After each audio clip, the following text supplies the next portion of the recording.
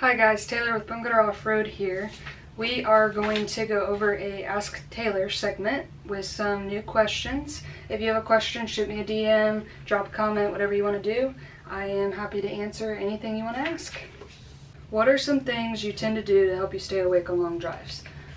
So I have started to chew gum. I've noticed if I keep my mouth moving in some kind of way, it kind of gives me a form of entertainment, so that helps. I also listen to music, podcast, or an audiobook. I kind of alternate between all three of them just to keep me entertained, and just, you know, it gets boring whenever you have multiple 12-hour drives a month, and so I just tend to do that. And sometimes I'll mount up the GoPro to the windshield and do my Ask Taylor segments then for more entertainment. I'll make phone calls to friends, just random things like that, just to kind of keep the mind occupied and make it work. What is your favorite racing memory? My favorite racing memory would have to be the Ozark 100 miler in, I believe it was 2015. It rained a lot. Like, it was literally like a river going down the trails. And before that, like, I've always hated wetness and I've hated mud, and it's never been super good for me. But that race was a little bit different. I went into it with a good attitude and the desire to win, and I really truly believe that makes a difference.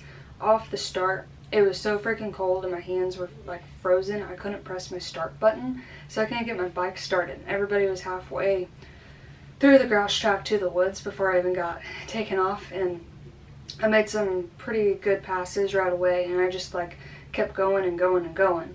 And I finally caught the girl in the lead, and I made the pass on her over a log. And logs have always been my biggest like enemy, and just to like make the pass for the lead over the log was just a very special moment for me. I felt like a badass, and I ended up winning that race. So that right there was kind of an eye-opener to me on like where I was in my skill level at that time period, because it was like I flipped a switch and I figured out how to ride.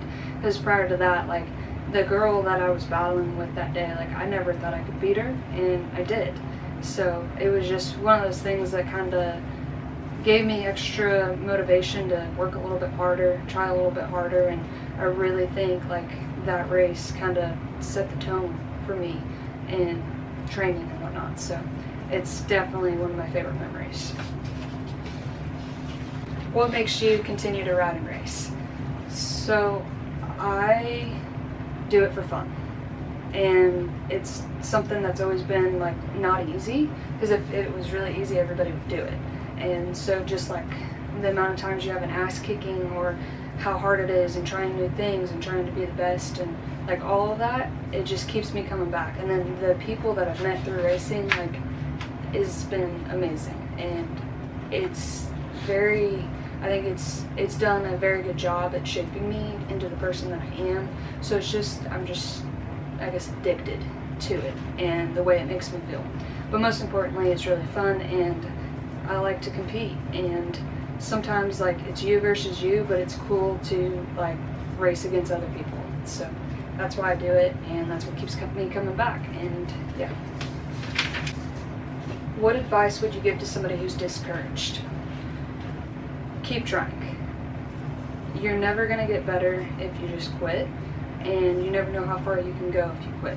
So whenever you get frustrated, start focusing on what you can do, and keep practicing the things that you suck at. And eventually, if you have good self-talk and a positive mind, everything's going to work out, and it'll just click. So just keep working, keep positive thoughts, and keep going. It kind of comes in waves. Like, I'm kicking butt and doing great is the high, but you will reach a low. So the key is to never get too high and never get too low. Do you have a favorite series to race, and why?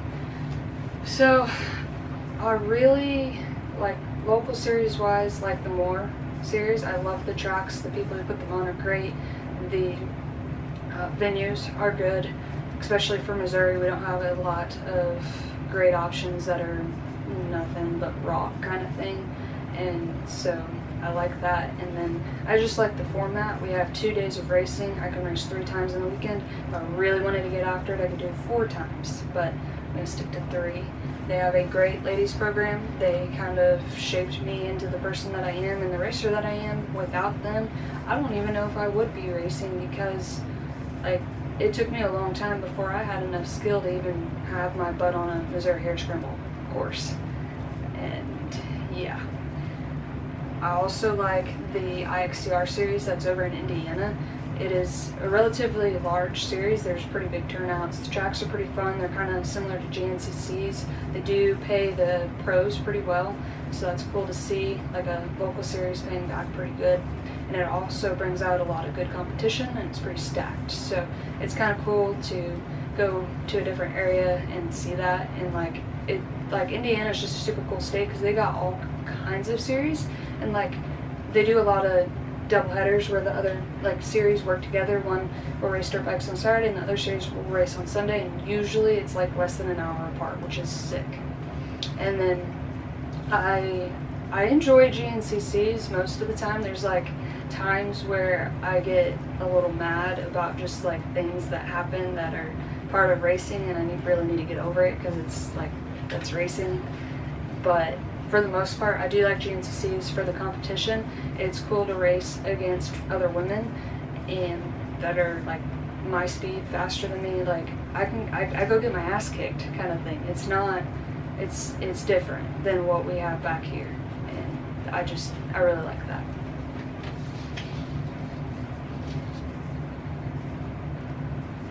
You've said that you've tracked macros in the past and you've tried some different diets. What do you think is most beneficial? So the first thing I think you need to do is clean up your diet. Like eliminate the junk, like chips and cookies and just like the stuff that is artificial. Just eliminate that. Stick to whole foods. Shop on the outside area of the grocery store. Those are generally the like fresh produce or your meats or your milk, your yogurt, your eggs. Like shop on the outside. Once you clean up that, I think the most important thing is macros, and you need to have 1 gram of protein per your body weight or goal body weight.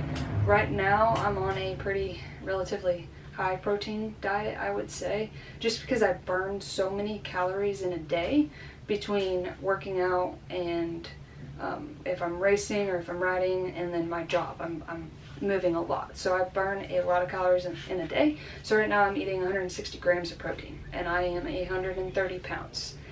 I do not want to weigh 160 pounds, so that is not like the goal. It's just so I'm not in a deficit, because I'm trying to gain muscle. That is my goal. So you need to take into account what your goals are and go off of that. Counting calories is not the same as counting macros. So if you're counting calories, you're just eating whatever fits into your calorie count. If you're counting macros, then you're focusing on, like, did you reach your protein goal today? Did you reach your carb goal? Did you reach your fat goal? And that is kind of a more wholesome way of like getting the like nutritional benefits that you need. And everybody's different. Some people do really well with a lot of carbs, some do really well with a lot of fat and less carbs. It's just kind of a preference thing and trial and error. So you need to do some testing to see how your body feels and how it reacts to different things, and just try to eliminate foods that make you feel like shit.